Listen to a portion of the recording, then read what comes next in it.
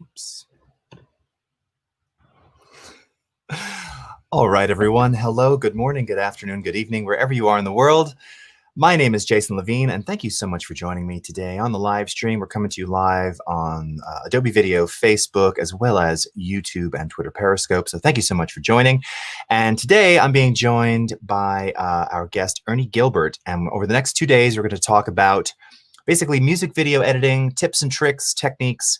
Ernie's done some incredible stuff, some amazing artists' work. He's going to tell you all about those in just a second. But much like the last 2 days where we were talking with Vashi Visuals, really going to get into the details of, just the process of putting a bunch of footage. What do you do once you have all your footage? Where do you begin? How do you start? How do you organize? How do you really create the process that you can reuse, especially if this is kind of a technique and a thing that you're going to want to be doing more of and over time. So as always, we're coming to you live across all these different networks. I see we've got Ali and Ragab and Sonaji and Tidiane, the wonderful names. Lovely to see you all. And Des and Jacob and Barry, nice to see you too. So thank you so much for joining, and let's just kick right into it. So, and it looks like my guest just momentarily dropped off, so I'm going to wait until he comes back in. Rogelio, how are you? Nice to see you. Okay. Prakash, hello. We just lost my guest, so we're going to wait until he comes back on. Zia Nizami, how are you? Sparky Sorensen, it's been a long time. Evan, nice to see you. Sifri Fana, hello. Desiree, Edgars. All right, here he is. He's back. We thought we lost you for a minute there, Ernie, but glad to see you. Hey, everybody. How's it going, man? It's good. It's good. The world is a little weird right now, but I'm glad to be here kind of talking about this art, this thing, this music video thing we do. Yes. Well, and I know, as I was saying in the intro, and I know I'm glad we got you back quickly. I was saying that, obviously you've worked with some amazing artists, and I figured you'd give your own kind of little self-introduction with some of the people you've worked with, and then kind of dive into the content that we're going to be working on today. So maybe you could give us a little background on some of the stuff you've worked on recently. Yeah, definitely. I think for me, I'll just give kind of the TLDR, but it's I got started in music stuff back in college, doing kind of live concert editing, shooting, kind of anything I get my hands on, which that then transitioned into documentary, and documentaries led to music videos. And I was lucky enough to move to Los Angeles back in 2012 from North Carolina, where I'm originally from. And when I got here, I was able to kind of intern at a music video production company. I was able to kind of forge those relationships that you need as an editor to book work. And really, I mean, I guess what I want to kind of talk about in this intro, this kind of overview of music video editing is like, how do you break into that? What does that world look like? What is right. A day in of the life, a day in, day out kind of feel for that? Because it can be kind of this like amorphous, nebulous thing that people just don't really. I'm actually going to move this so I'm looking at my camera and not over at the other monitor. Oh, okay.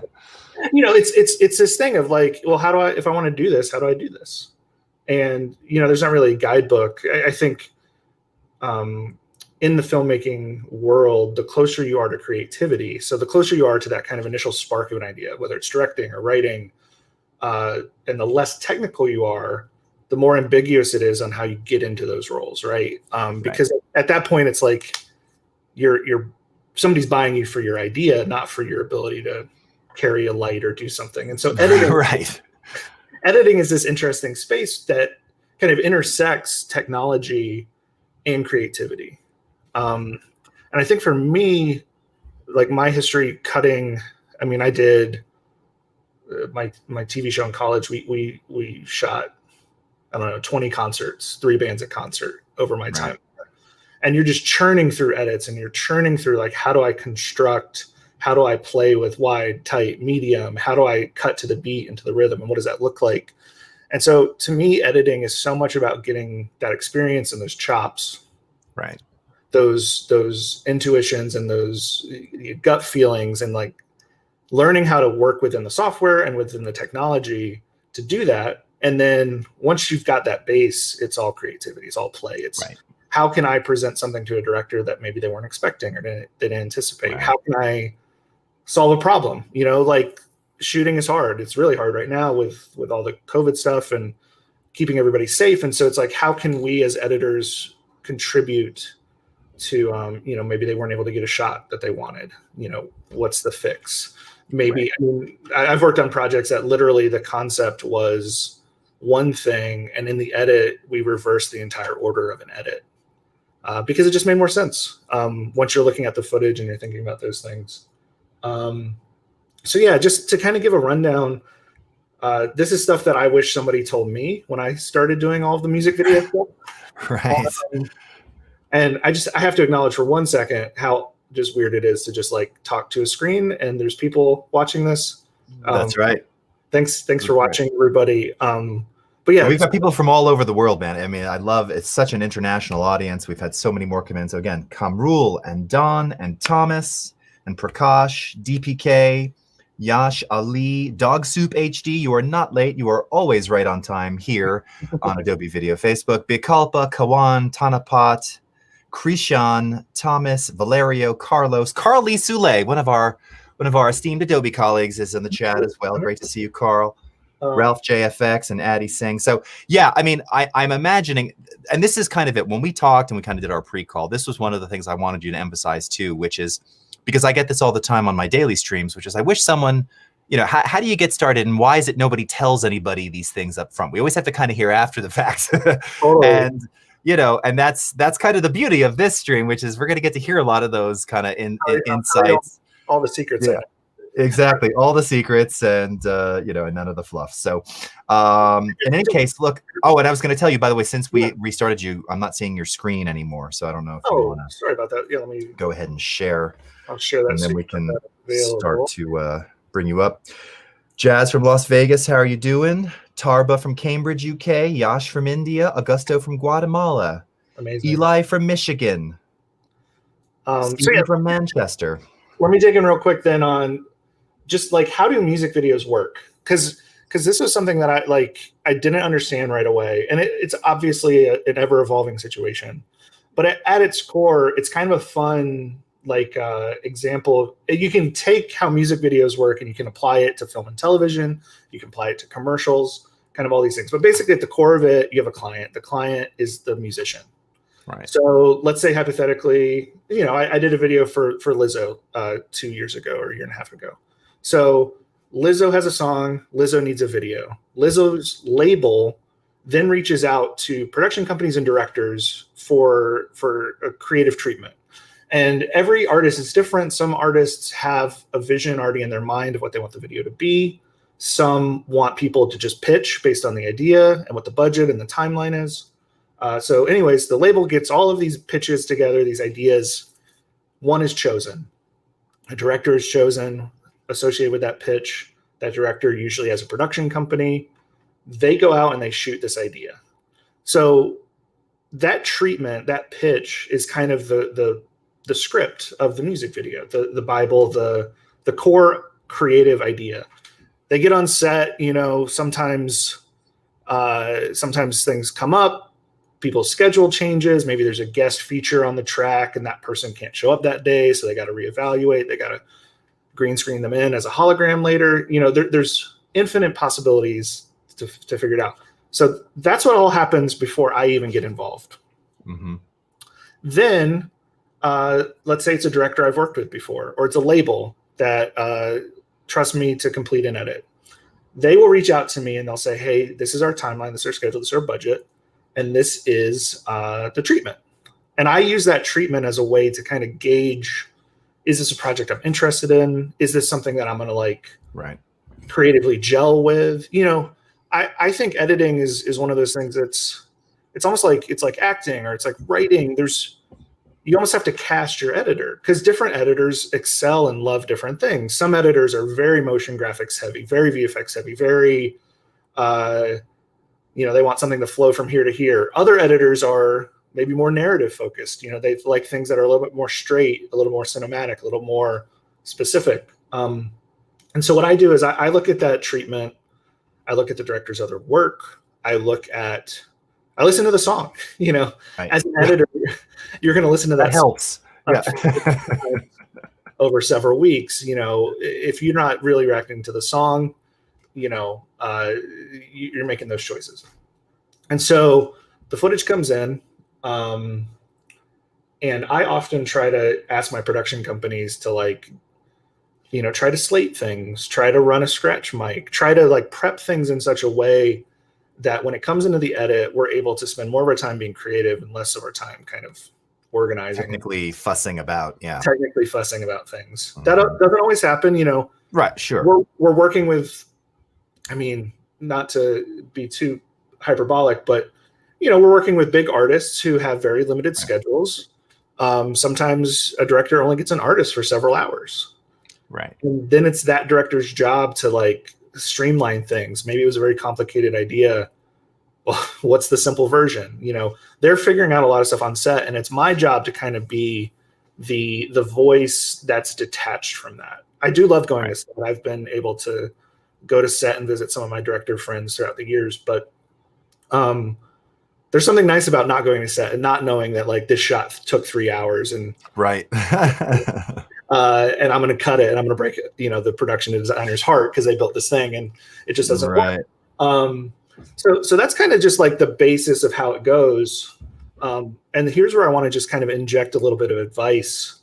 Going back to that idea of like things I wish people had told me that I've kind of figured out. If you're trying to break into music video editing, my biggest advice is to find people, both directors, producers, production companies, and other editors whose work you like. By finding those people, both people who are like at the top of the craft, the award-nominated people, and the people who maybe are in your peer group, right? If you're just getting going, you're finding other people in your peer group. Editing is this funny thing that like every job needs it. We need it now more than ever. I feel like in the pandemic, in the work from home, like editing is thriving. But it's also simultaneously this kind of dark art, mystical, misunderstood thing sometimes that's not super sexy or in your face. You know, choreography is cool. Being a DP is cool. You get to play with the cameras and set up lights, and being a director and controlling the creative is very cool. But editing is this kind of understated thing. Solo. It's solo work, right? I mean, you're alone, you're in a dark space, you're isolated. It's like there's a lot of isolation, right? What I have found is like, I think I've been able to kind of carve out my corner with my director relationships, because at the core of it, it's just not there's a real need for it. And so my encouragement is like, as you're navigating these things, is like, we live in a time and an age where it's easier now than ever to reach out to people, to kind of track who's doing what, who's making the things that inspire you, who's making the things that like really get you fired up. And there's just so much. I mean, I'm a big fan of a lot of directors of photography. I follow them on Instagram. There's so many just like Q&As and people sharing behind the scenes and people talking about their work.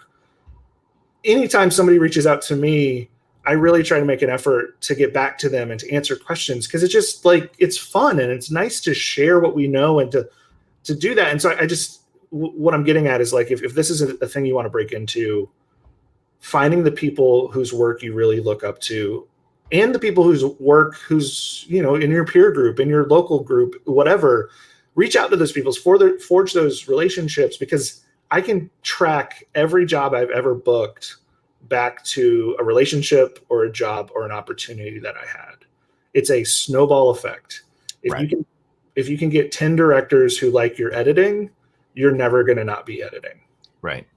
And this is something that this was kind of brought up yesterday, and I don't know if you'll speak to this a little bit, but you kind of already did, which is not only do they like your style, but obviously the working relationship with you is also like proven itself to be fruitful. Like, oh, we can work with Ernie and we know we're going to get a product, and he's going to be creative because we only had the artist for 37 minutes and he turned, you know, one green screen shot into, you know, this 3-minute masterpiece or whatever it is.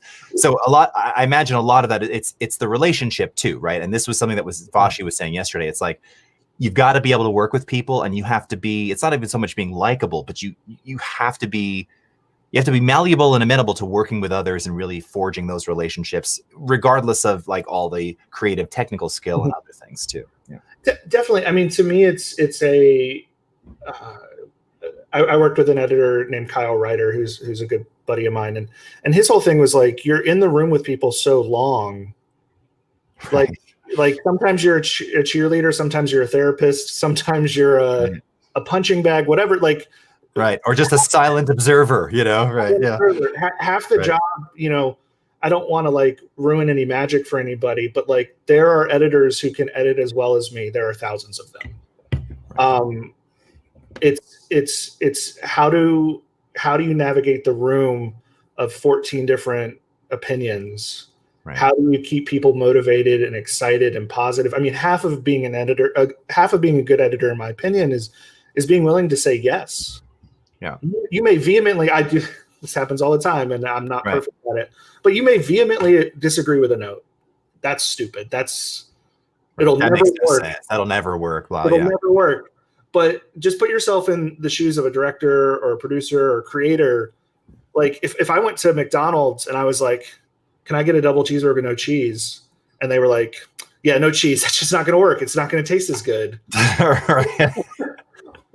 You freak out, and there'd be a viral video of you freaking out in McDonald's saying that. You want to. It's I call it like it's editor bedside manner.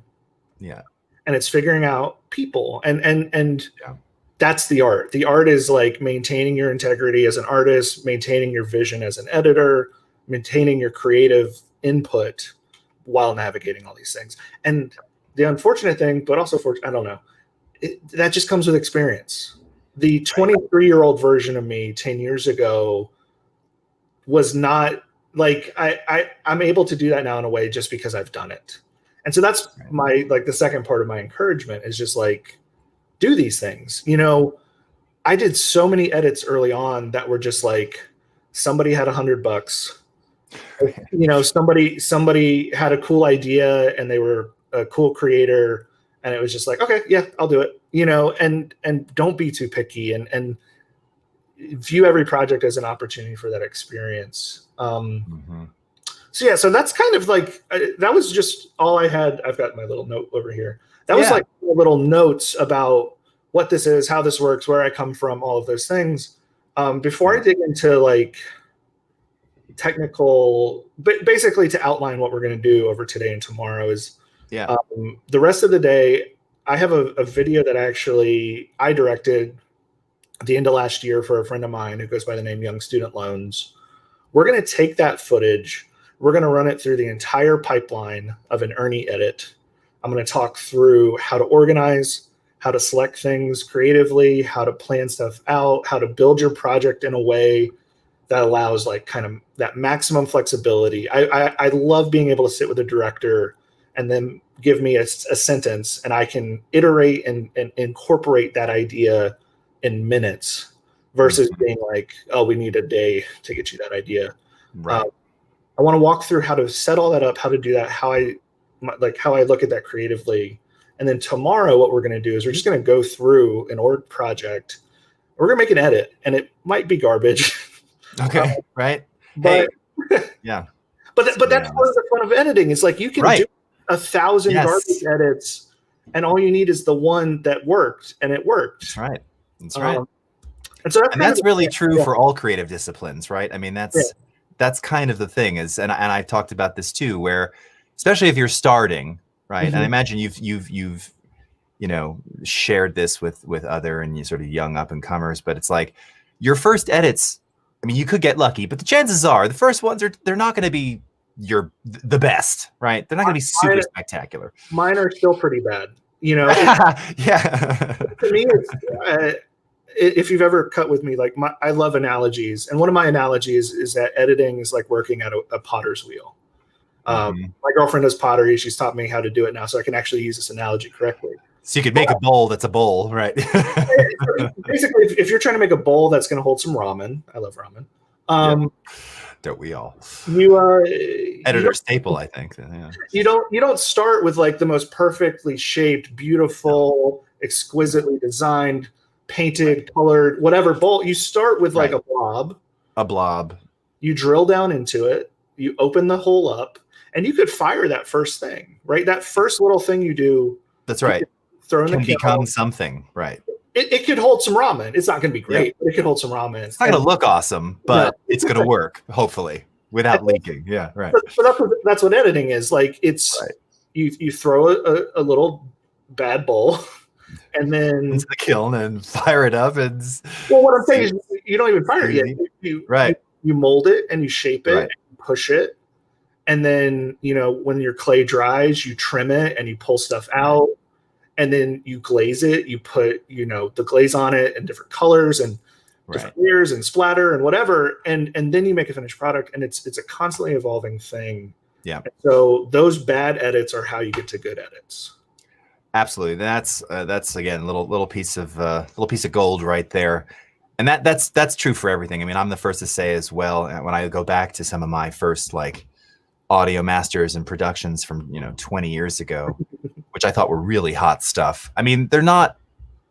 Yeah, they're bad. They're just not great. They're just not great. But there was so much flair because of my excitement around them. That you have to have that, right? You have to have you have to have self-belief too.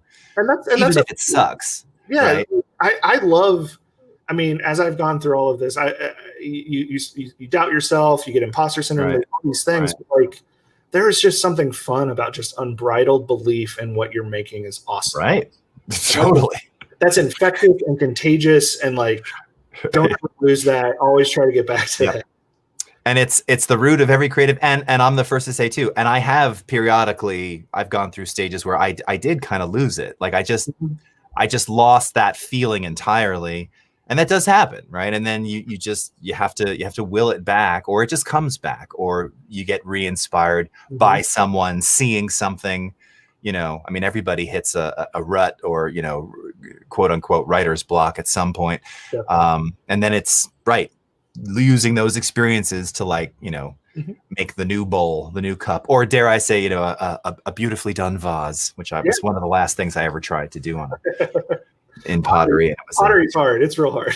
Very hard. All right. So with that, why don't we go ahead and head over to your screen? I was just going to pull up a couple of comments to say that we're speaking the language, because Mustafa here is saying there's a lot of overcrowding and competition in the industry, and it's hard for him to find a place among them. And I think your comment about just making yourself, reach out to those peers, to the people that you enjoy their work, and be a good human, right? I mean, that's such a fundamental part of it. And it's hard because there's so much flash around so many of the things that we see and in the industry and, and working among others, but being nice and agreeable. And like you said, being not a yes person, but someone who's willing to try, right? As opposed to no, it's not going to taste good with cheese. I really like that analogy. Actually, that's a really great one.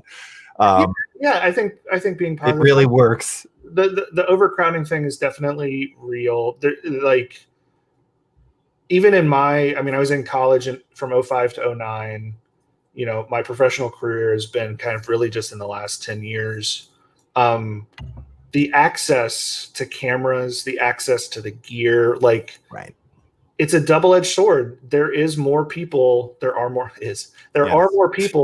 who can create. I mean, even just Adobe and the NLE softwares that are out there, access we have is insane compared to where it was 20 years ago or 30 years ago when I was 3. But that being said, I think the need is there. The need has grown as well. There is more content now than ever before. My friends at the record labels are constantly needing. I mean, it used to be if your band got one music video off an album, the band, you're pretty good. Yeah. Now the bands need a video for every song. Right. And they need. They just don't know what's going to hit if it does. Right. It's so the content is getting consumed so fast. Right. I mean, how many streaming services are there now? the new ones every month, it seems, especially where music and music video is concerned. There's so many. I mean, just look at if anyone's got, whatever your brand television, and they always have I always see streaming services that are like music video that I've never heard of. There's always, there used to be like Sony had Crackle, and there's all these other ones that I think may be still around. I don't know. Dozens of them. They're always popping up. Right. And with digital distributors, it's so easy to get that content everywhere, but people, and they want to consume it, and then they want to dispose of it unless they're going to share it, which is why you have to have like one for everything you're doing. It makes a lot of sense. Also, Michael was saying, to your point before about having a lot of skill, but again, kind of balancing all of these things. Michael was saying, I bet there were some skilled AE users crying into their timelines, though. And yes, I mean, you got to be good. But again, a lot of that is just the human interaction and being, I can say firsthand, too. I remember interning in the music biz right out of college for a brief period, and it didn't matter what I'd done. And you just had to kind of be nice and willing to, and internships can go either way in some cases. We know this now, but willing to do, to experiment a little and to be agreeable, right? To show that, like, hey, you can play on this team. You're a team player. I like that. Like, let's help everybody. To me, I was an assistant editor for several years in television, and to me, it's about taking initiative. You're definitely like in any industry, there are nice people to work with. There are not nice people to work with. Sure. All you can control is your input. Am I going to take the initiative? Am I going to kind of step up to the plate and, do an assembly edit of a scene, take a stab at something, try something, ask for opportunities. You have to do all that. It's this tough thing too. There's been several people I've talked to over the years who are just kind of like, how do I do it? How do I break in? How do I do it? And the unfortunate thing is there's not a clear. No.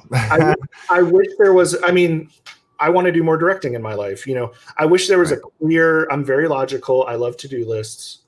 I wish there was a way to just be like, if I do these 3 things, it's like it's like combining 3 items in a magical quest, and then boom, that thing has happened. But it just doesn't happen that way. I mean, real talk. The This Is America video that I did, which I am incredibly grateful to have done. I love that team. I love that video. I'm proud of what was did. Yeah, it was pretty game changing, man. Let's not undersell it too. It was a game changer. But that was one of the easiest edits I've ever done. Really? Oh, how funny! 100%. To your point, right? Yeah, that's. But I was in the position to do that video because I had done 20 other videos, right, of various degrees of complexity and various struggles, but that video that effectively changed my ability, my career, opened doors in ways that I had never seen before. Because I'm not. My dad is a mechanical engineer. My mom is a seamstress. I'm not from entertainment. This was a new world to me. Right. But one opportunity can kind of change things, and that opportunity sometimes doesn't correlate with like how hard it was or any of those things. The amount of effort or the polish. Yeah. So all we can do as creators, if we want to get these opportunities, if we want to get into these places, all we can do is try to position ourselves in the best way possible. And I think that comes from doing your best work, caring for other people, and trying. Yep. And unfortunately, there's just not a guaranteed do 3 things and this happens. Right. You have to kind of position it. I compare it to planting seeds. Every job I've ever booked is because of a seed I planted. It's a relationship, it's a contact, it's a freebie I did, it's a favor. I'm prepping a project right now where there's friends that I'm saying, hey, I went to bat for you. Can you guys kind of help me out on this thing now? And it only comes from like kind of putting your input into it. Is there any other kind of general big picture questions before I dig into? I was answering some as we were going. So I just want people to have an opportunity. I like this one. That's a good one. Vice stands true to everyone, not just editors. Wise words. Well, Ernie is a wise man. I again, going back to this idea of like, if I was 10 years ago had the ability to just ask questions of somebody, I want to give that back. So it's like, does anybody have any questions about, how to navigate directors, how to pitch yourself as an editor? Like, is there any kind of these big picture questions, these things that like maybe I'd love to just kind of give some people some. Yeah, well, okay, so here's one from Gabriel, who's coming to us from Lusaka, Zambia. So how did you get into editing sort of major music videos? I mean, you talked a little about, and you kind of said it already, but you started out doing Friends and other things. But how did that first one? Do you remember how the first one came about, like major artist? Oh, I mean, in college, I was doing my live music show. Yeah. That led to me doing some tour documentary for a couple of bands. Right. Got out of college, and me and a producer friend of mine approached 3 local bands, and we said, we will do your music video for free if you pay the costs, i.e. rent us a camera, rent us a location, but we'll figure it out. So for those first 3 videos, we made no money. I literally snuck into a college computer lab to do my edits, and those allowed us to then pitch ourselves to bands on small labels. And we're talking like, $1,200 music video, right? $2,000 music video. But I lived in North Carolina at the time. My rent was $300 a month. You can make a living off that. I mean, I wasn't partying every night or, right. Traveling the world, but I could pay my bills and make by. And so from there, all of those experiences, I'm just stacking up experience. It's stacking up problem solving skills. It's stacking up the ability to, so much of what music videos are is you're dealing with a band or an artist who, a music video doesn't exist without the music, and the music doesn't exist without this artist's approval. Right. It's yeah. So how do you visualize their vision, their feeling? Right. Creative. You're an additional art to art that already exists. Right. And so then from there, it was just when I moved to Los Angeles, which LA is a very big hub of music video production. Just a quick sidebar. There's a couple websites. There's like imvdb.com, which is the Internet Music Video Database, which shows you production company, director, production designer, editor of all of your favorite music videos. There's blogs like Video Static, that are industry specific to music videos. And they're constantly saying, oh, so-and-so just signed with this production company. So-and-so just did this job. Check out this list. Here's the top 5 videos of the month, whatever. So when I moved to LA, it was a game of let me forge these relationships, right? I reached out to directors whose work I liked. I talked to production companies. And really it was just a game of like, here's a director who has a smaller video that they don't have a budget for an editor. I come in, I do that edit. They're happy with me. They bring me back for another job. Right. And you build slowly but surely. I'm trying to even think of what what I would consider a major video was. It may have been, I'd have to look. Okay. That's okay. We can come back to that. Yeah. This is a good one because this is something that gets asked a lot too. Any books? Remember books? Any books that you'd wish you'd gotten your hands on earlier? It's not related to editing at all, but I'm a big fan of. There's this book called Bird by Bird, which is just about the writing process. And the basic hypothesis is just kind of like if you have a homework assignment, the author talks about having a homework assignment that like you have to know all these birds, right? You know, their name and their genus and all this stuff. If you're stressing out about that, you do it bird by bird, right? Like if you're driving somewhere, you can't at night. If you're driving somewhere at night, you can't see the entire road the entire way home. All you can see at any given point is what your headlights show you. But yeah, books for editing, I don't really have any. I mean, to me, it's the most helpful equivalent would be, I've done this quite a bit, is I will download a music video or another piece of content. It's maybe it's a trailer or something. Right. I will bring it into Premiere and I will literally Right. slice it up. Scrub, right, and I scrub will through add, it. And I will add ad edits at each cut, and I will see what's the order of this. How right. much time are they spending on each of these things? Mhm. Kind of dissecting things. I find that that's very educational in terms of like breaking down, because editing is such a functional exercise at times, right? It's how long are you on this shot? How are you bouncing between these two things? How are you building this out? And we'll dig into this later today and tomorrow, Yeah. and how I do that. But yeah, dissecting other people's work. But yeah, I don't have any books. Okay. So this is a good one from Evan Selena. So how do you break in when you're remote? Is it remotely feasible? I like Yeah, that's a good one. Good pun intended there. But I mean, and that's, you talk to this a bit too, and I imagine many people are facing this now, especially if they kind of started their careers at the end of last year, and now it's like, all right, now we're locked down. How do you forge relationship? How do you, you know, it's kind of like texting. It's hard to get context and feeling in a text, save for all caps, even remotely, especially if people aren't, you know, there's a question here about being introverted and how do you pitch yourself? How do you sell yourself remotely, you know, over a Zoom call or something when it's very difficult to understand your working method and your temperament and your, definitely. Yeah. That's a great question. I can only really hypothesize. I feel like it's a lot of people are going to want to see what you've done. So it's if you're not in a position right now where people are asking you to edit things, it's figuring out things you can edit. You know, Right.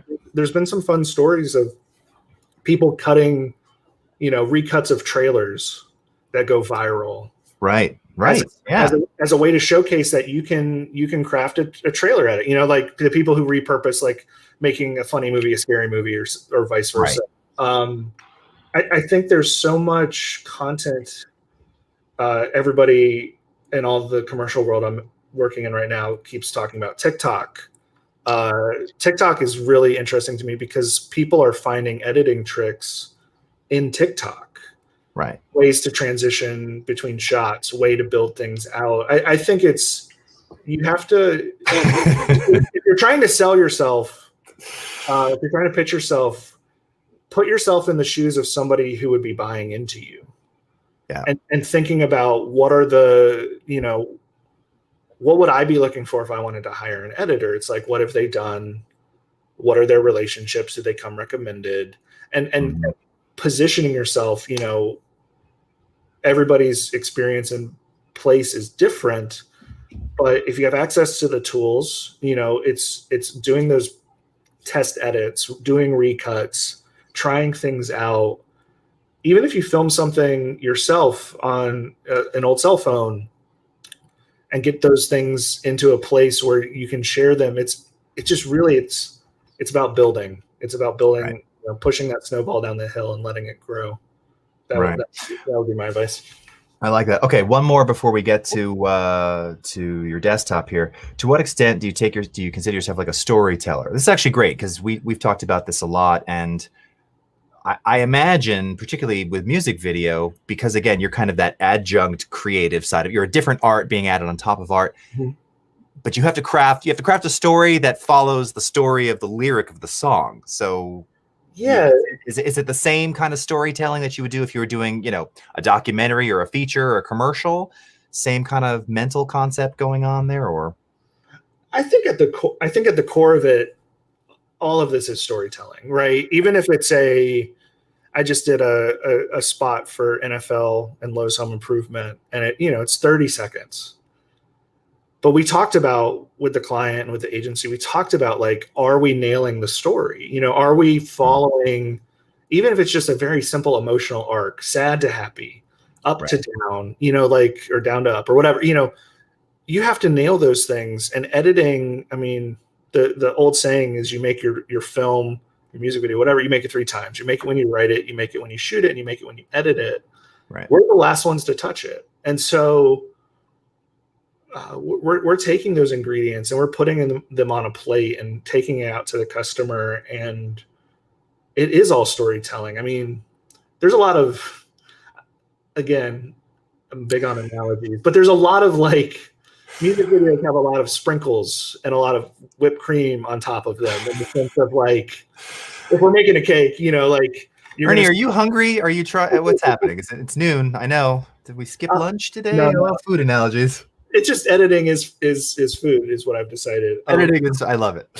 No, it's music videos, you know, there are ones that are very straight ahead, right? It's like here to there, narrative, whatever. But a lot of music videos is flash and style Right. and vibe and aesthetic and all of these buzzwords. And what interests me most, all that to say, what interests me most is if there's a cool story at the base of it. And I always start there. We'll look at that with my edit. Like I always start with story. We can always add in stutter edits, and punch zooms, and all the flash. Yeah. You can add that at any point. But if fundamentally there's not something compelling underneath, like you're just kind of fluff. Cool. You gotta capture some story to be able to tell a story, right? You know. Cool. Okay. All right. So whenever you're ready to transition over to Premiere, I'll pull your screen up. And thank you everyone for being so active in the chat. Want to remind you, of course, that you'll be able to catch, if you missed the beginning of this, you can catch the replay here on the Adobe Video Facebook page, as well as on my YouTube channel and Twitter Periscope as well. And we'll be back tomorrow as well. But we've got a lot more to talk about today. All right. And I see your screen there. Let me, because I've changed resolution on this. Okay, yeah. Tell me when you're ready, and I'll pull it up. Let me get this open. Okay. Boop-a-doop-a-doop. And Christian Reed was just telling me, highly recommend Burt's Bees. Yes. I got to admit, I'm an old school chapstick fan. It's classic cherry. It's very dry in the desert here, so I couldn't resist. I was trying to resist momentarily, but I needed it so badly. Okay. All right. I think we're good. Gotcha. All right. Perfect. All right. Here we go. So away we go. I won't make you guys watch me transcode footage, but I will show you how I do. So basically, footage comes in, and like I was saying, it comes in kind of. There's a wide variety. Sometimes you just get a hard drive full of stuff. Sometimes it's organized and the DIT has already made you transcodes and has sunk audio for you. It just varies. Generally speaking, there is not time or budget for an assistant editor in music video world. Music videos in 2020 are often very low budget compared to the commercial and television counterparts. Which does not necessarily translate into lower views by any stretch, right? I think that's a huge point to make. Yeah, that's the fun thing, and I think once you get into music video land, like the addiction is a job will get awarded. They'll shoot it on a Friday. I'll get the footage on a Monday. The first cut is due that following Wednesday, and then it comes out the following Wednesday. Like, wow, my TV shows. The TV shows I've worked on, you know, there's been projects where like season 1 of Barry, we cut, what was that, summer of 2017, and it didn't come out until spring of 2018. So there's such a lag time. I did a feature earlier this year that like may not come out until next year, you know. Right. Probably 2021. Yeah. But a music video is like, it's got to come out. And then you get that instant kind of feedback, right? The YouTube views, the conversations, the blog posts. Right.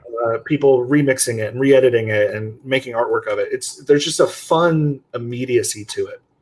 Right. And I know you talked about earlier when we chatted, like, because I know people are always asking about formats. I know you said a lot of the stuff gets shot on Alexa, right? That's pretty standard, probably just in LA, or maybe just the stuff you're doing. But right, you have a lot of Alexa content. Yeah, I would say the majority of the music videos I cut are Alexa. Not RE raw. It's usually just ProRes quad, 3.2K. A lot of people are doing the LF and the bigger sensor stuff now. Mm-hmm. This video, the little walkthrough we're going to do, this was a Canon C200. So nice. I basically, and everybody has a different workflow. Everybody has a different process. So this is not law. But I like to, and this goes back to kind of my early days. Computers are better. The software is better. Like everything's better. But I always do an offline transcode. The reason for this, for me, is I am incredibly impatient. I hate waiting for anything. And oftentimes I'd reach for it, but I'm afraid I'm going to unplug it. Production will send me like a lacy rugged, little, bus powered USB or Thunderbolt drive. Mm-hmm. It's not SSD. It's a spinning disk. It's right. not. When you're talking about ProRes Quad or ProRes XQ 4K out of an Alexa, you need serious disk speed to cut that raw. Yeah. And we just don't ever have that. So for me, I just want everything accessible to me very quick. So I do a 1080p ProRes LT offline for all of my edits. This is a very similar workflow in television and commercial. It also gives us the opportunity. I really go out of my way. I hope my DP friends appreciate this. I go out of my way to figure out whatever LUT or look is preferred from the director of photography to make that into our offline media. I don't want to ever be in a situation where client and artist and label are looking at like log raw, flat. Yeah, right. They'll fall in love with it, and then your DP is going to have a huge battle in the color session to get it to where it's actually supposed to be. So I figure out what the preferred look is. So this video was shot by a friend of mine, Eric Bader. He has done a bunch of Panic at the Disco, Green Day. He's a great DP.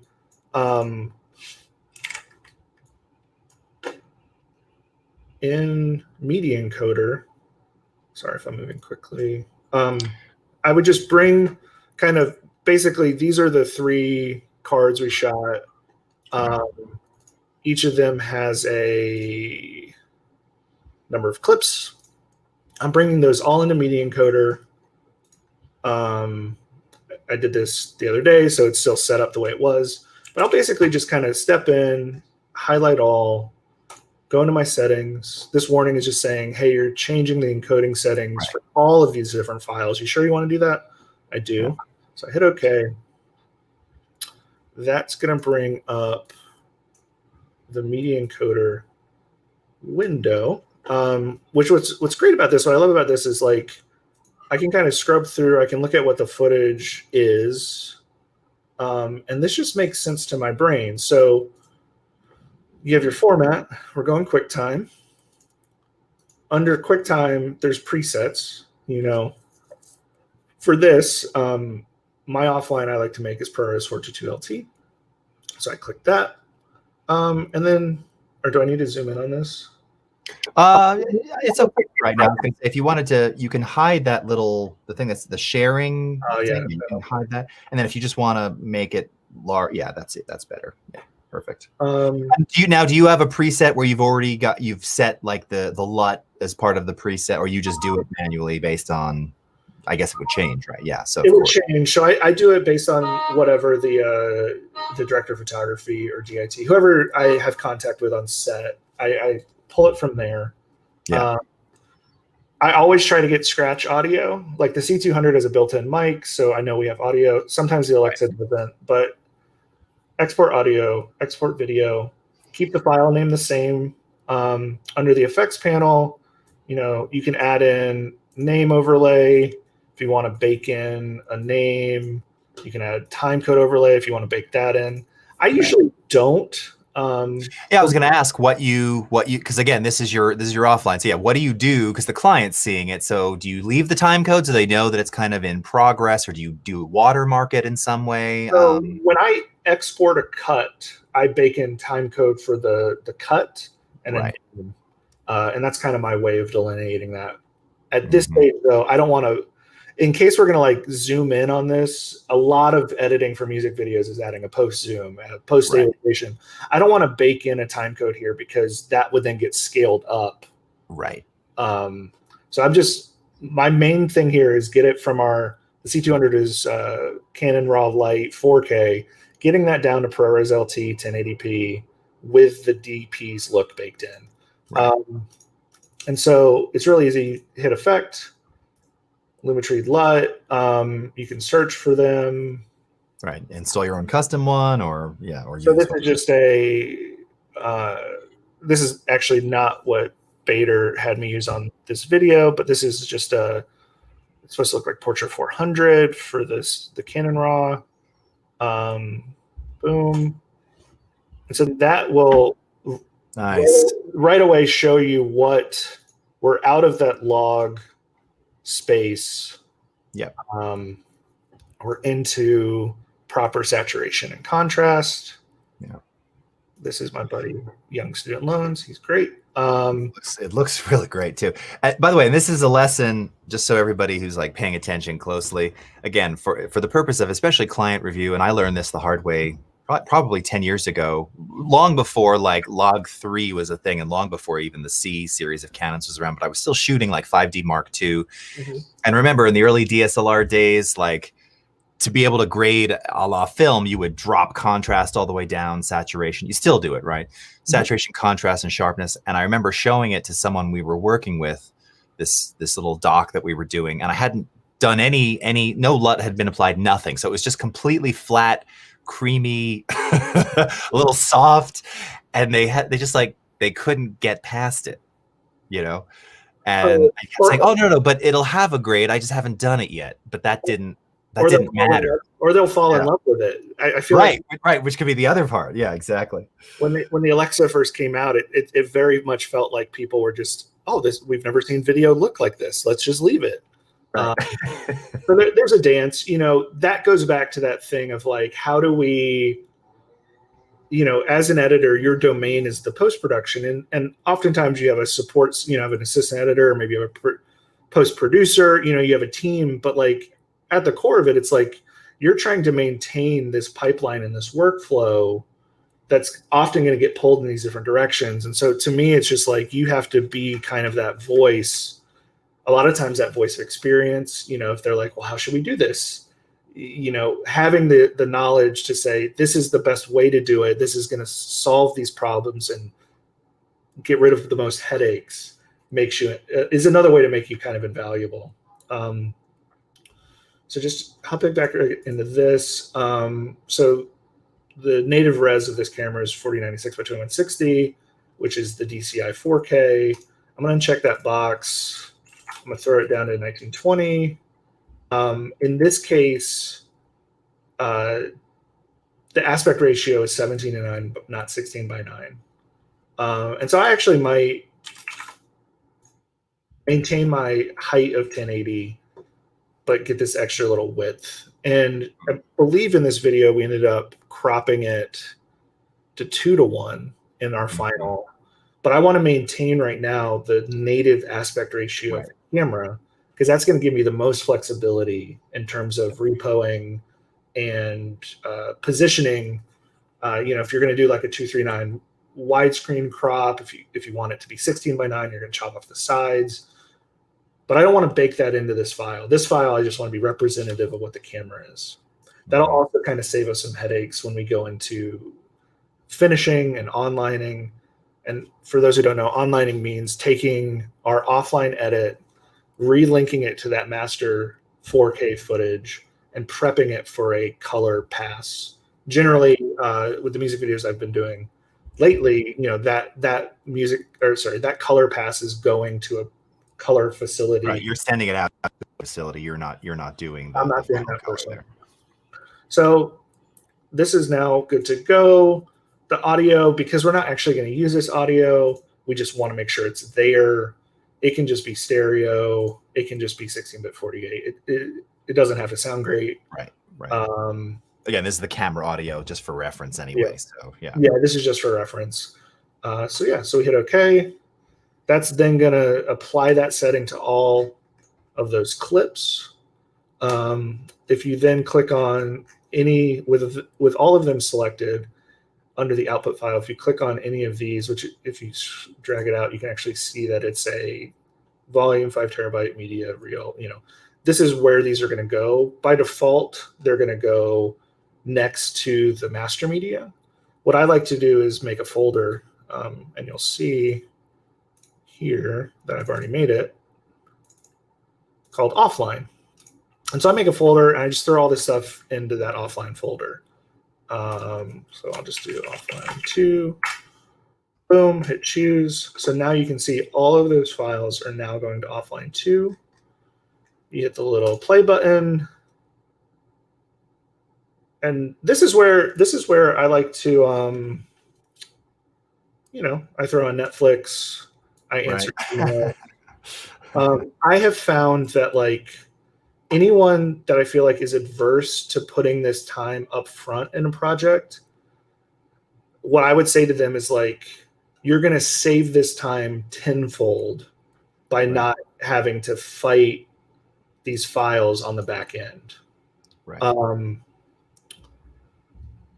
Basically, what I'm getting at is like, if you're working with that raw 4K footage the entire time, your hard drives are moving slower, your exports are going slower, everything is just a little slowed down. Right. And so I love to just set this stuff up, let it run. I'm going to stop that though, because we don't need to do that because I've already done it. Right.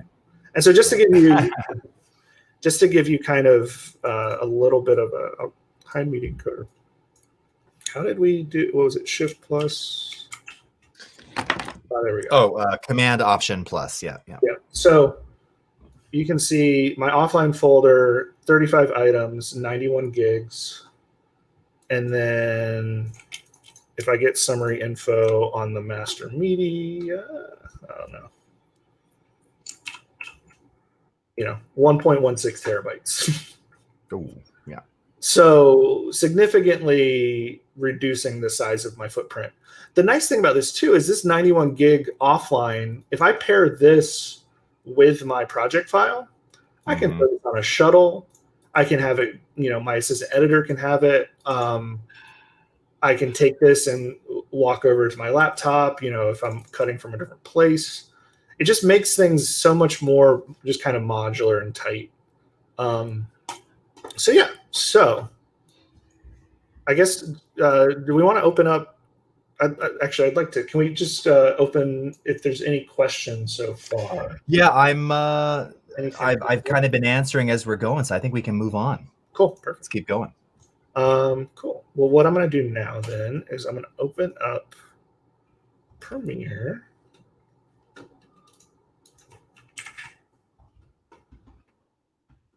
Yeah, this new splash page, anytime it's new, I'm always like, am I doing the right? Am I in the right place?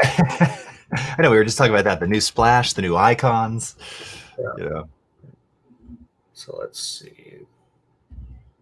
I got to talk through this. So I'm making a project. We'll call it Young Student Loans Adobe. I kind of structure my folders. This is a very simple version of it because this is just kind of a test. But I'd like to have my project in a place where I have projects, I have media, I have music. Maybe we'll add an 04 that's graphics, 05 VFX, 06 sound effects.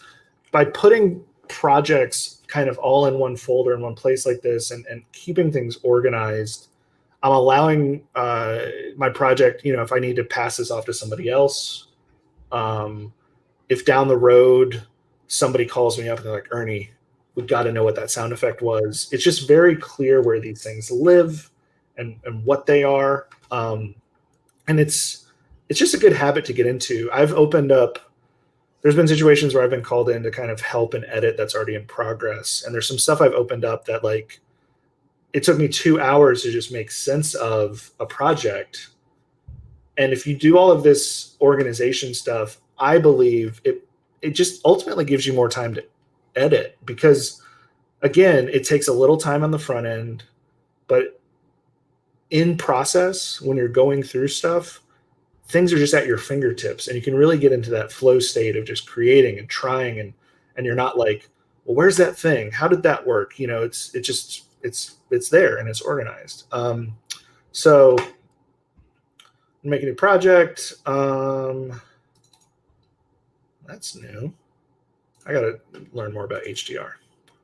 So we just released a bunch of new HDR features today, actually, or yesterday rather. I think I just updated this morning. So. Yeah, that's why you're seeing that. More things to learn. I usually have all of my previews and captures and autosave I usually just have that go into this same project folder. Not ingesting this way, so I can leave that kind of all disabled. Right. I work with time code. This is all pretty standard. So new project, boom. I have a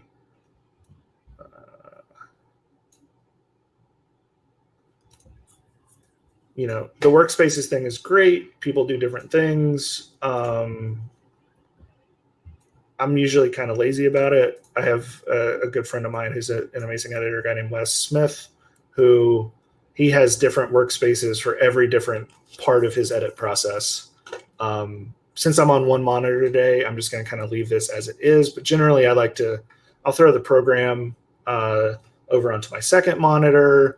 I'll throw markers over there, maybe some bins, folder options. Just really depends on kind of what the project is. And what I like to do in my projects, and again, everybody has their own workflow, but this is what has made sense for my brain. I just go through and make folders kind of like on the finer level.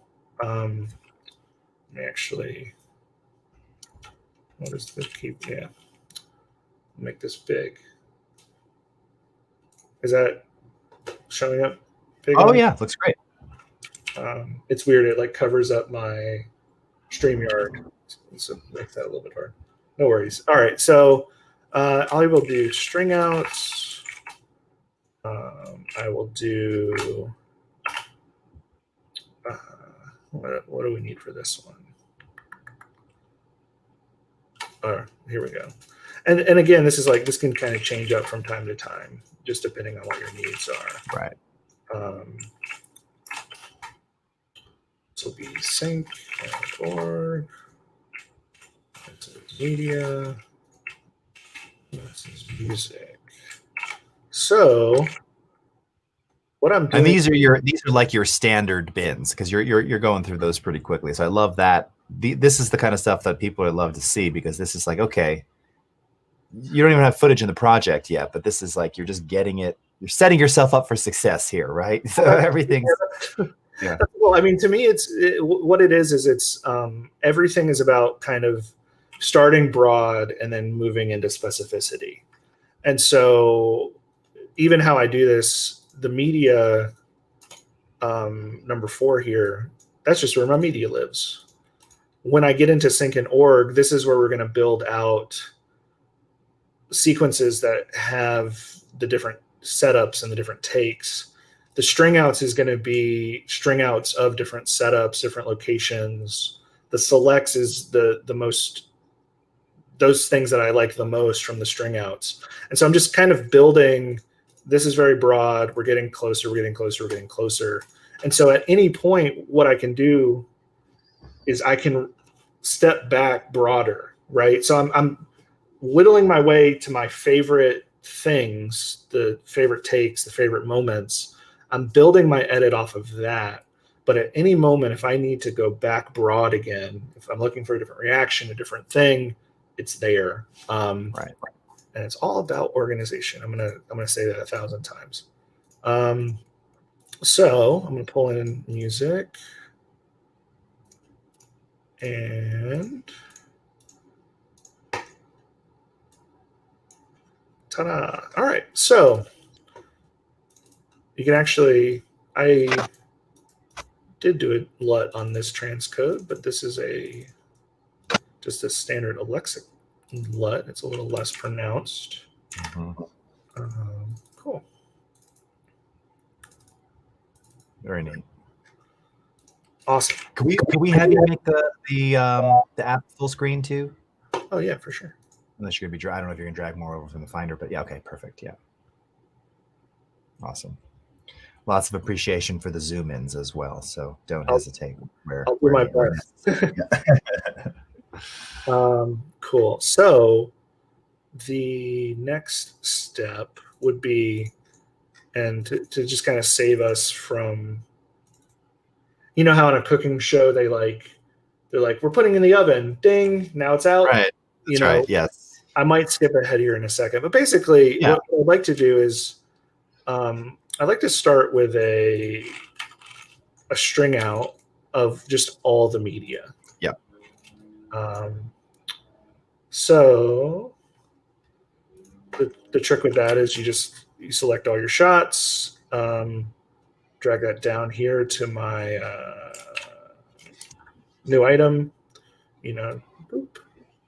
And then that's going to make a sequence that has all of those shots back to back. Yep. One of the reasons I like to do this at the start of any project is it gives me a sense of like what I'm working with. Some directors love to shoot. Some don't shoot that much. I mean, they all love to shoot. Some like to really just roll the camera. Right. This video has 2 hours, 35 minutes, 55 seconds, and 12 frames of footage. Of raw content. Okay. Raw content. And this is not necessarily shot in order of operation, right? Like this is not, you don't necessarily shoot it in order of the song, right? You might do the pickup at the end or the beginning and whatever. Yeah. I mean, you don't shoot in order of the song. A lot of music videos, you're not getting, like in television, the goal would be every time there's a slate, it's a new take. Right. A lot of times in music videos, things go again right away. Right. Like, you just keep it rolling. I'll give you an example. You actually see me in this one. Oh, cool. We were on a car mount on this old BMW, and we just let the camera roll for 35 minutes straight. Okay. Wow. Because we were, let me mute this so I just don't kill this one. Because we were doing this shot that had a remote head doing this kind of turn, and it had kind of some complexity to it, and so it didn't make sense to just keep cutting the camera. Keep cutting it, just let it go.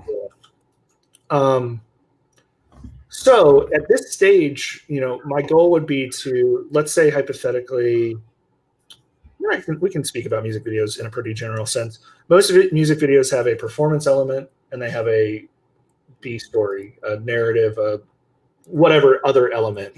Every now and then you get a video that's just straight story. Sometimes you get videos that are just straight performance. But generally speaking, there's a little bit of both.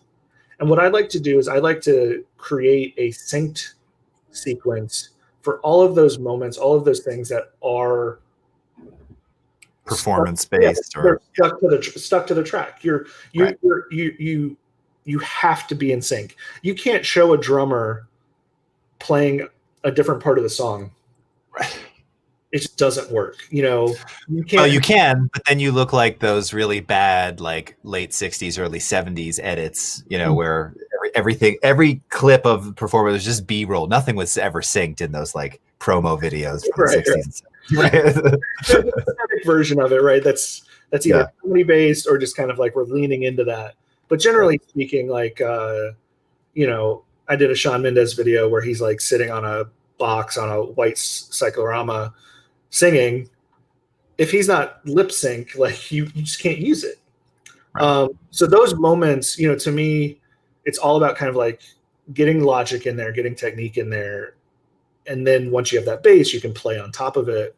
So getting those sync moments, those moments that have to be in a specific section synced up.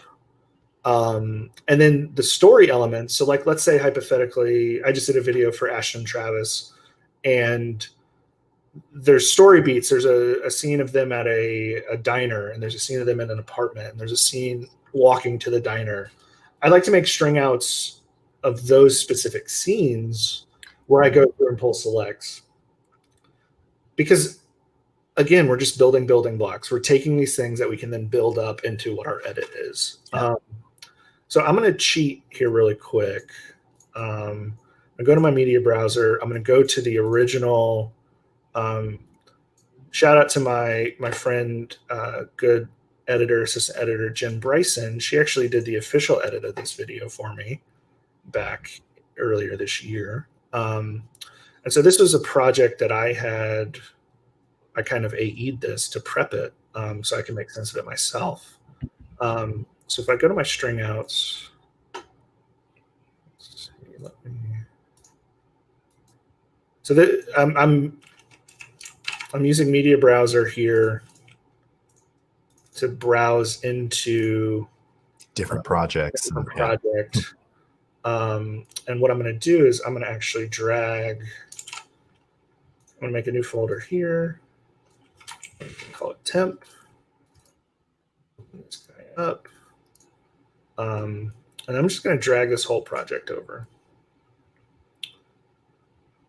Because to be honest, I don't remember how I orged it exactly, and I want to have it all.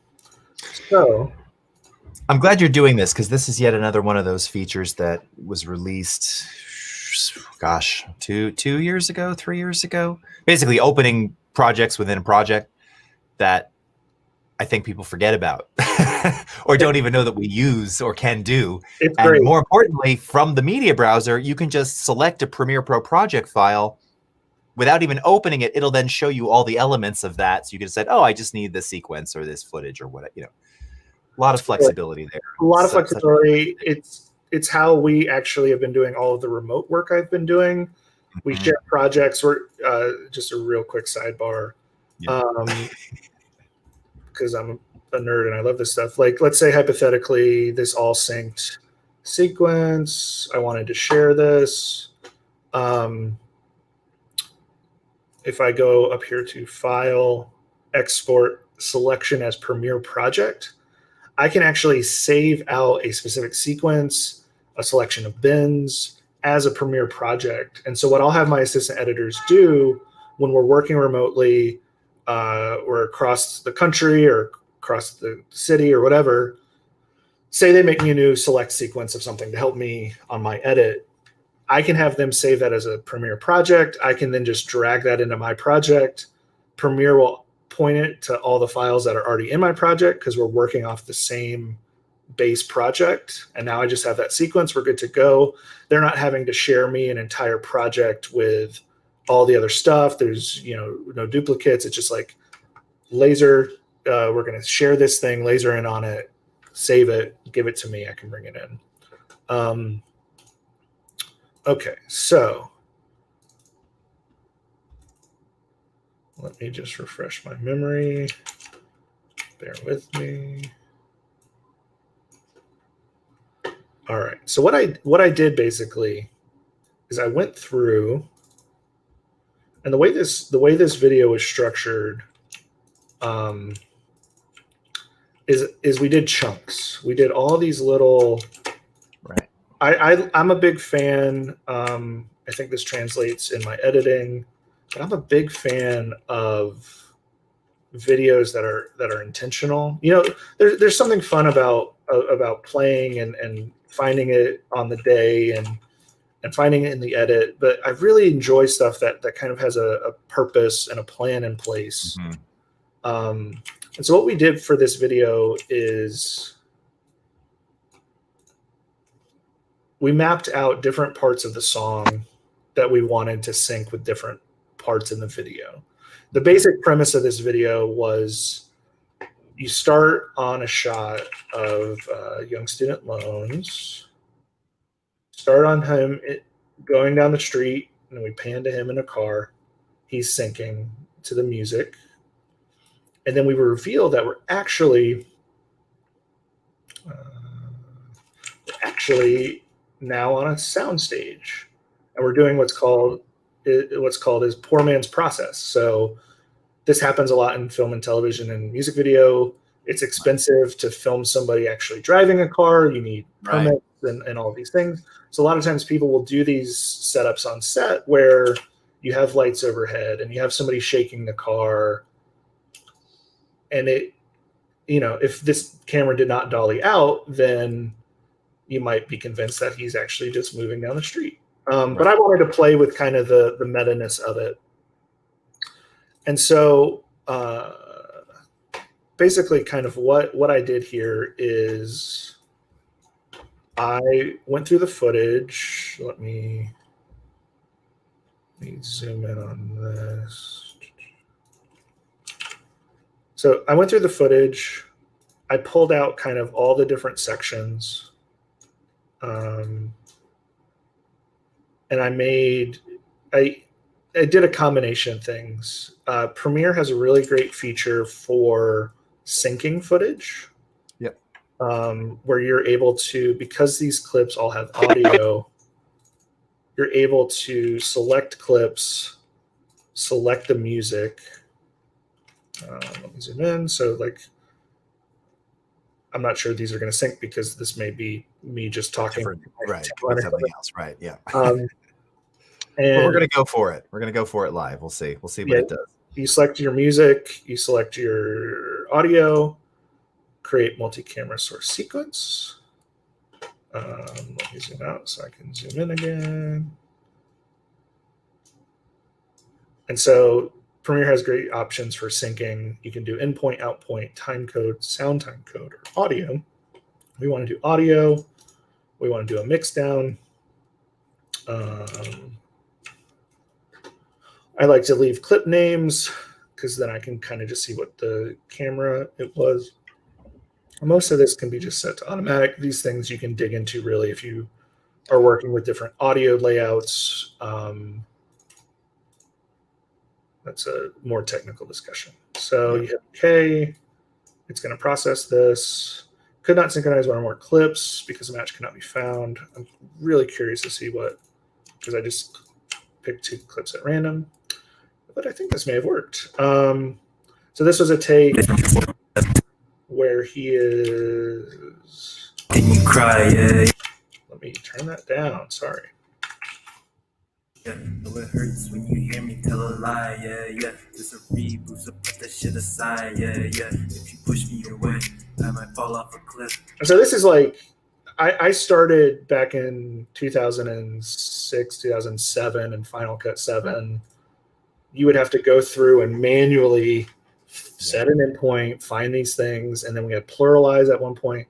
But the fact that I'm able to just throw, I mean, like, let's listen to this audio. I'm really curious.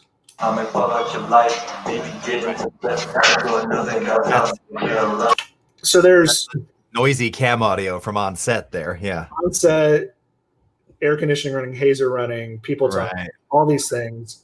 And I can just hit a button and basically, so oftentimes if I get scratch audio from the production, I'll just let it run through all the clips, and I use that as like a jumping off point. If it finds 10%, that's 10% I don't have to manually. That you don't have to manually link up. Yep. No, I say this to people all the time, and that's the thing is, it doesn't always and pluralize is funny. You mentioned that does have some things that our native sync can't or doesn't do as well, admittedly.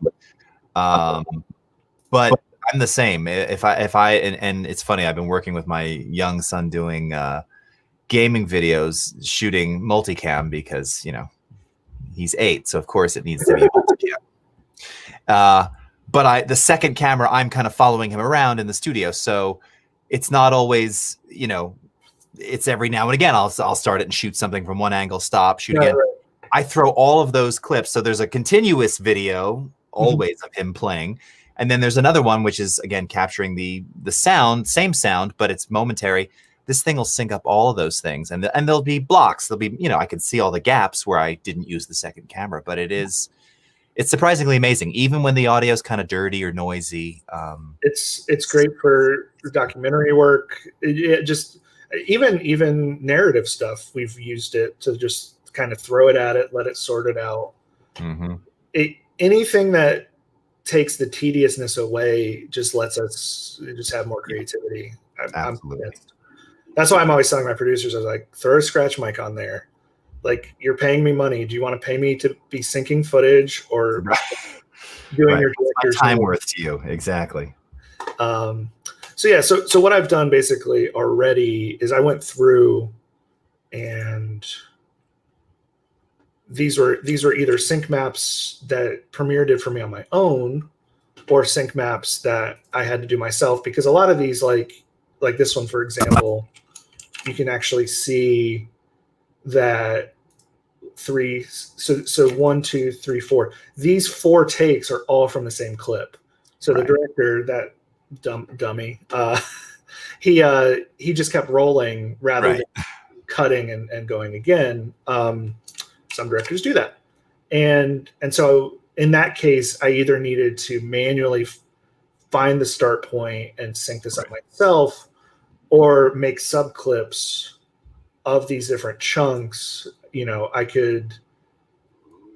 I'm fast at doing it manually, so I'm pretty sure I just did that manually. And so what you can see here then is these are all, this is another thing that I just absolutely love, is I have a hotkey set to enable disable. Mine is Control B. And what that allows me to do is you can it's like turning layers off in Photoshop. Right. You can have all of these things here. You can let stuff sit out up top, you know, throw it over here, and it's not going to play back. You know, if I scrub through or if I press play, it's black because it's disabled, but it's still there. And then I'm not having to dig into another place.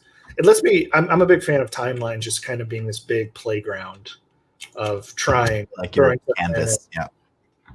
Because a lot of, you know, not to bust any bubbles or whatever, a lot of editing, a lot of music video editing is just trying. It's trying things. It's finding a happy accident, juxtaposing this with that, and you're like, whoa, that works. And it's not something you would have ever done. And so anything that I can do to just be in that place of play and trying, that's where I want to be. Yeah. So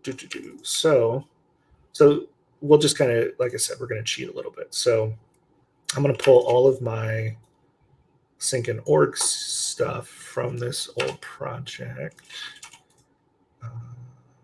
So while you're doing that, so was this particular music video, was it actually done with multiple simultaneous cameras, or it was basically one cam at a time, and this is a lot of B-roll and other things that you were kind of flying in, but this is all single cam.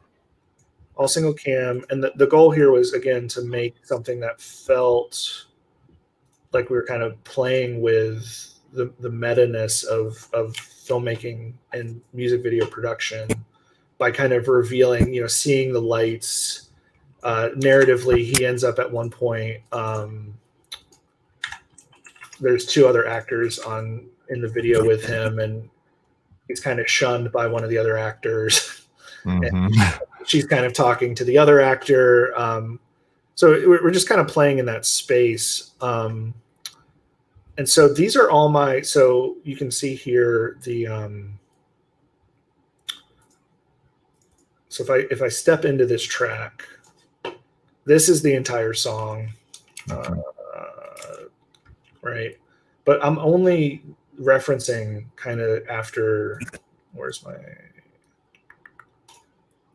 2 minutes in, 2 and 11 seconds.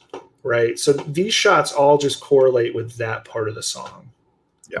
If I step in here to number 2, this is actually the whole song, but you can see that this stuff is only designed to cover somewhere in that first minute or so or whatever. Yeah. So like I said earlier, like I want access to all this stuff, but then I'm whittling it down. I make these synced sequences. You know, for this one, it was just numbered based on like setup number. But sometimes this would be like, you know, this is like from the Lizzo Juice video. This would have been Lizzo talk show, right? So this would have been, if you guys remember that video, there's a scene in the Juice video where she's like on a late night talk show. I would have all of her moments synced from that setup in its own sequence. In its own sequence, yeah. So it's there, it's ready, it's available. This is what I call no sync. This video, most of it was lip sync, but there were a couple sections, like our actress here, which is kind of like riding in the car, looking out the window. She's not singing with the song, so this, you know, this could go anywhere. We had some fun B-roll of the headlights, or just kind of our different lighting gags, these different moments. Right. And so this is a space where, and a lot of my other editor friends kind of work this way. I would go through this part of my process is I'm going to go through this. Like this gag is Young Student Loans. One of his things is he has featured milk in some of his other videos. He has this like hat that says Milkman on it. We went and we bought all these little skim milk bottles. So it's kind of a meta joke. We also had a PA, or maybe this is one of our grips or gaffers, just kind of walking around with a light in the background. But I would go through and like, you know, the meat of this shot really is Young Student Loan steps up to the table. He looks, he puts the hat on. So what I like to do in this situation is I will move a select up to the second video track. And so this is all for the non-sync stuff, right? This is these narrative bits. In a video that's more narrative oriented, it might be, you know, person, like I was saying, that Ashton Travis video I just did, you know, there's diner, there's apartment, there's walking to the diner, there's the delivery man, there's all these different beats. Each of those would get their own string out sequence. So again, it's just, directors like, hey, do we have another take of that? Do we have another version of that? Do we have a better? Do we have different? Right. I have a string out for all of those. It's like having good file, you know, a file system at your library or something. Right. and by doing it this way, by moving things up to the second video track, I still have access to that raw footage, because you never know, like so much of editing is, again, it's starting with what you know, it's starting with what the base of it is, but then every now and then there's like a take, there's something that happened, you know, serendipitous, I can't speak. There's something that just happened. It's a look or a moment, and you know, I don't want to throw that away. I want access to it.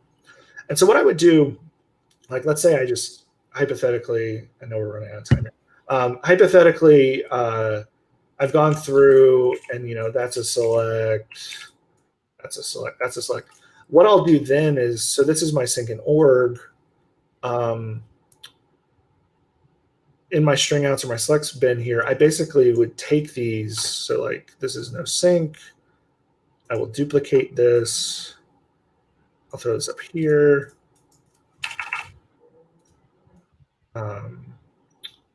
Sorry. So no sync would actually just be this as it was. Right.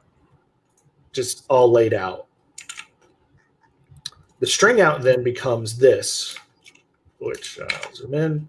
The string out becomes just like all the footage back to back, selects on different video tracks. And sometimes you get like, this is just gold, you know, like something really good, and you want to move it up to 3 or 4 to really just differentiate what that footage, what that moment is.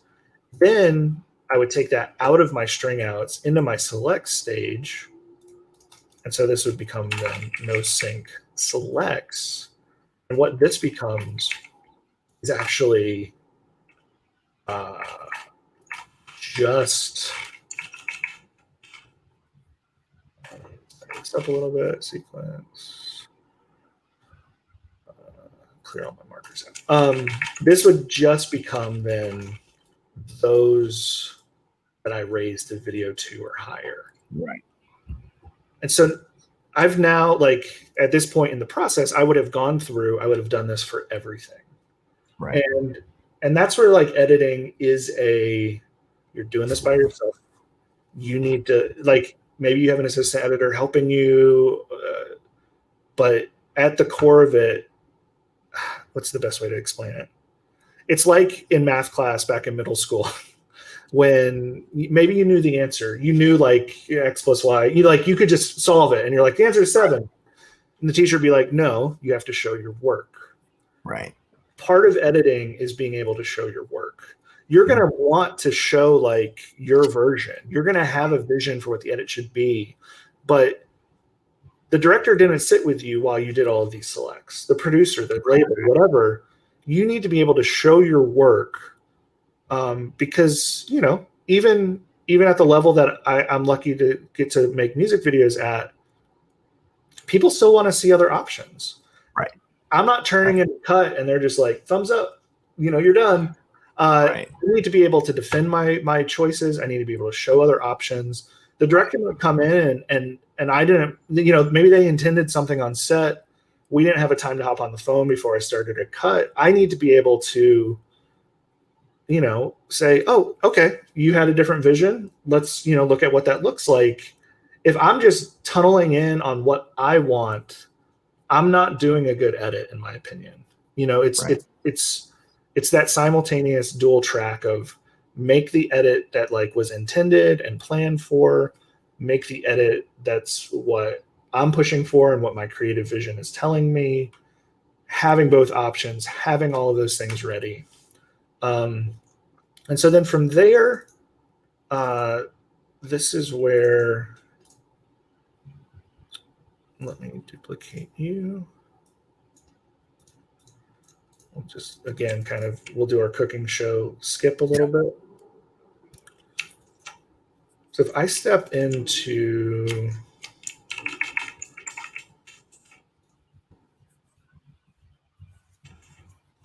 boom, okay. So, you know how in those we had 1 through 9, all the different bits? Yeah. This is all of those in one spot. Oh, nice. Look at that. Nice color coding as well.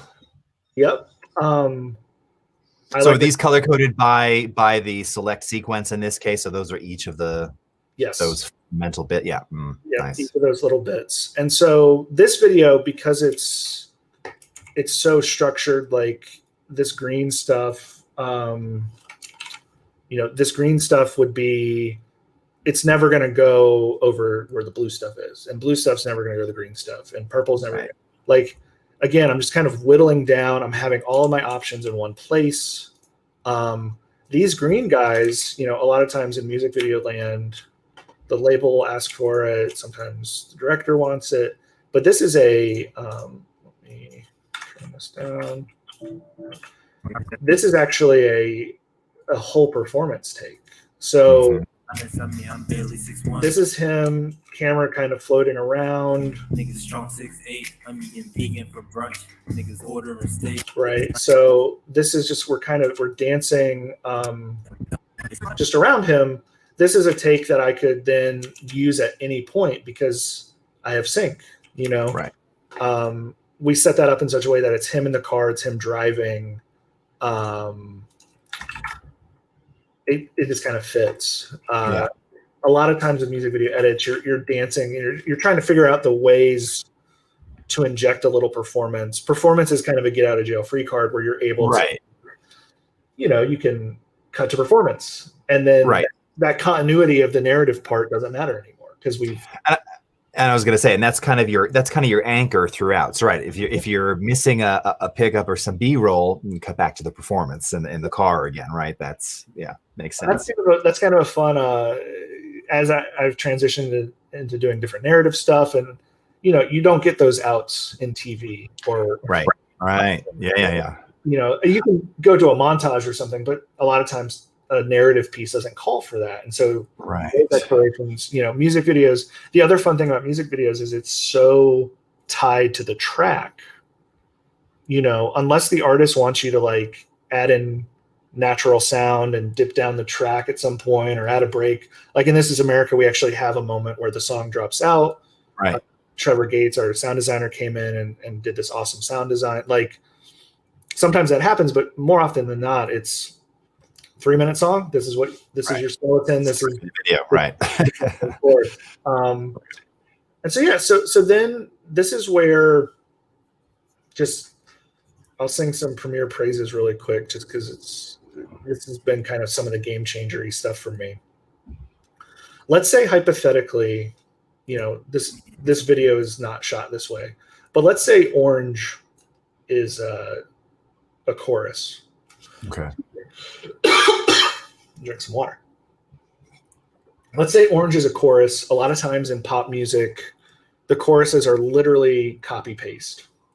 It's literally just like the same exact timing. Maybe performance is a little bit different. Maybe instrumentation is different, but it's the same timing.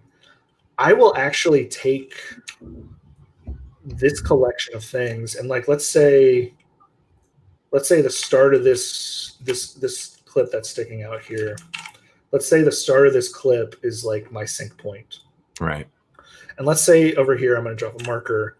This is the start of this other chorus. Right. I'll actually drag my footage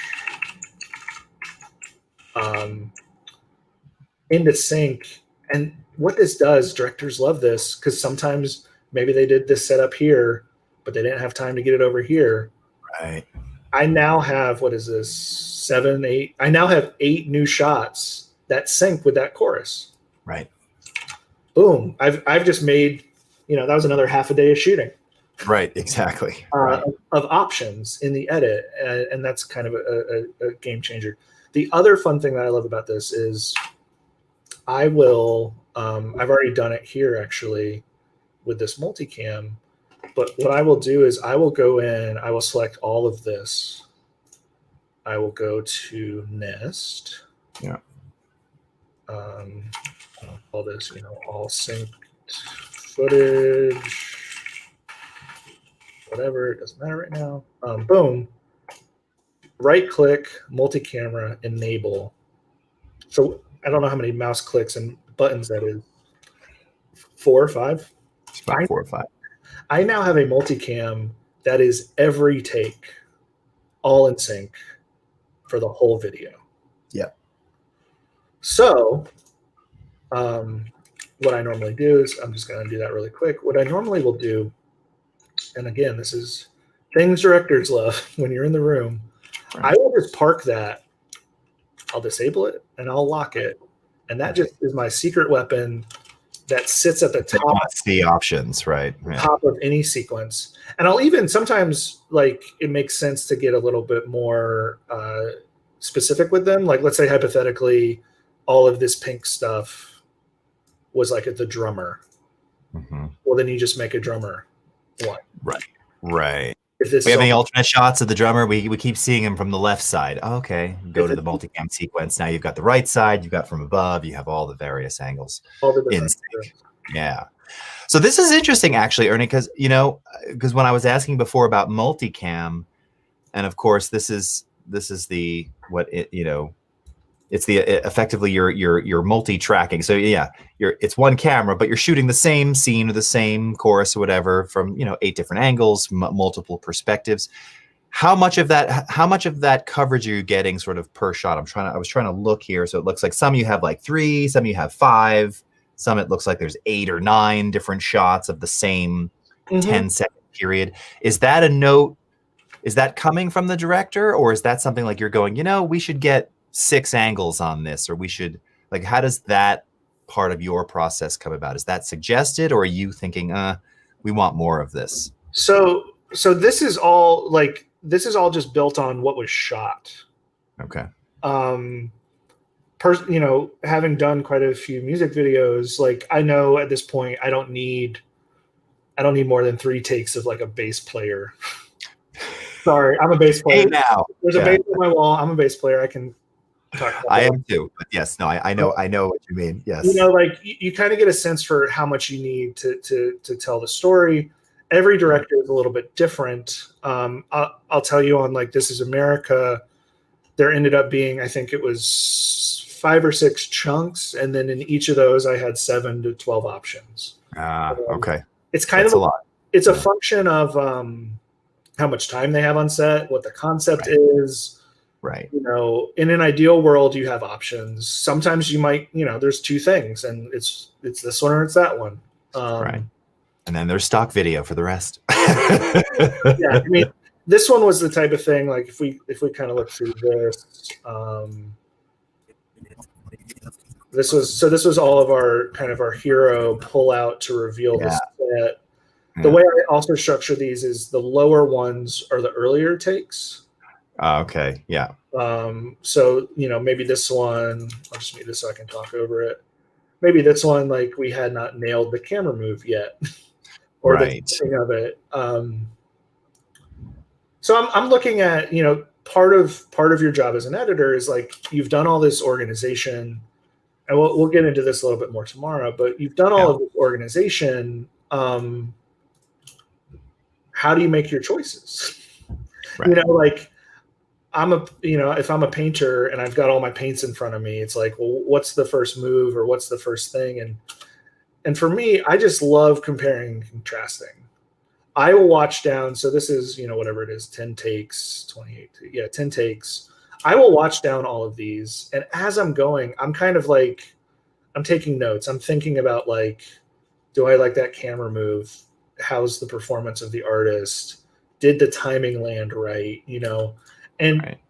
there's stuff that, again, going back to the idea of experience, as you get more experience, your gut will just kind of tell you like, oh, that's going to work, or that one's not going to work. I felt a lot of pressure on the This Is America video where it was like, want to do a good job. I really respect the people I'm collaborating with. I started kind of taking notes of like, well, this one's got a camera bump, but this one, Donald's, I like it a little bit better, whatever. Right. And it's really hard to moneyball it. You really, like, at the core of it, there's not a good way to say this is more important than that, or that's more important than this. It's a feel thing. Right. And as you're feeling it, as you're making sense of it, this shot goes into another shot. So you have to think about things holistically as much as you're digging into the minutia of a specific shot. You also need to think about like, is this going to work with, if I'm on this shot, like, okay, does this cut translate well to that? Maybe it does. You're thinking about those things. So I would go through, kind of make these selects.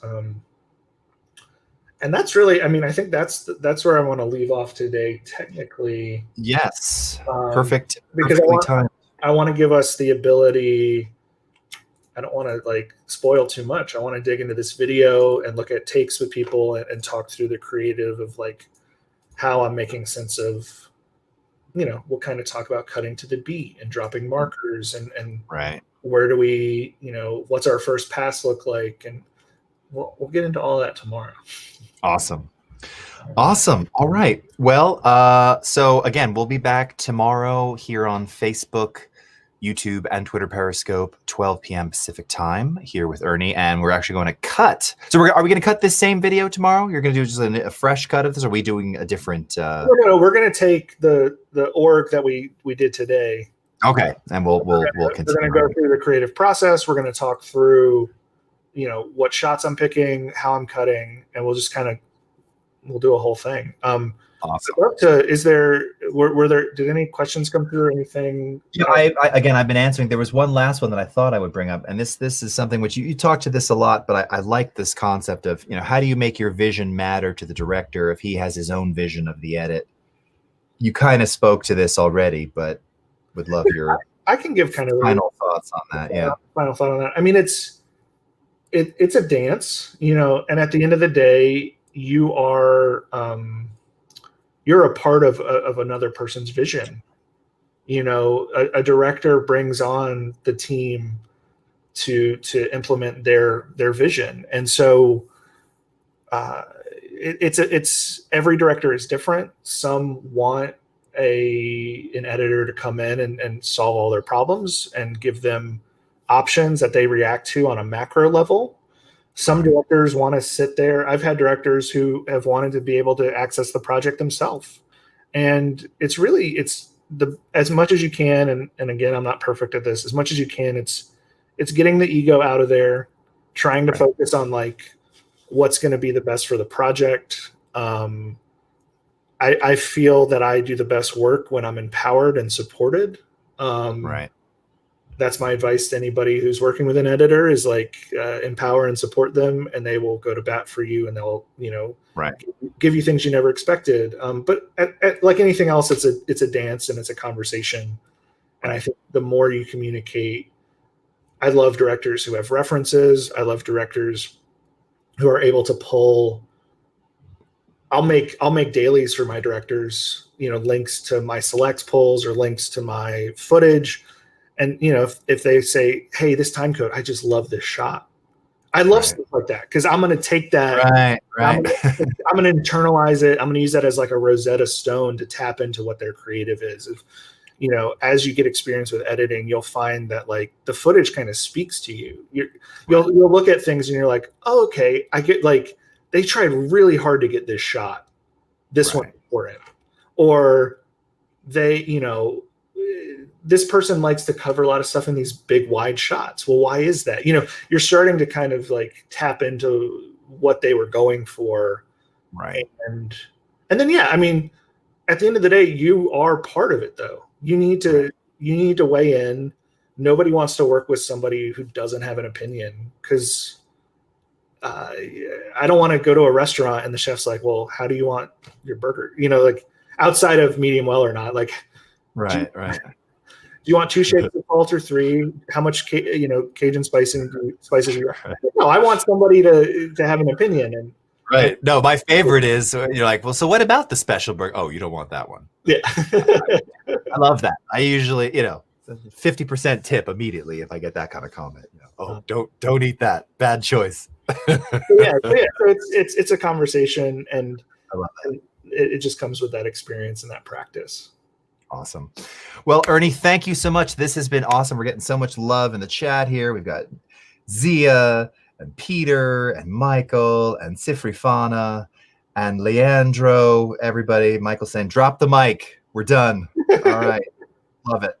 So again, we'll be back tomorrow, noon Pacific time. Adobe Video, Facebook, Twitter, Periscope, and YouTube. You can, of course, watch the replays on all of those networks now. If you've got additional questions, bring them for Ernie tomorrow. We're going to be doing a lot of production. We'll be with you for about 2 hours.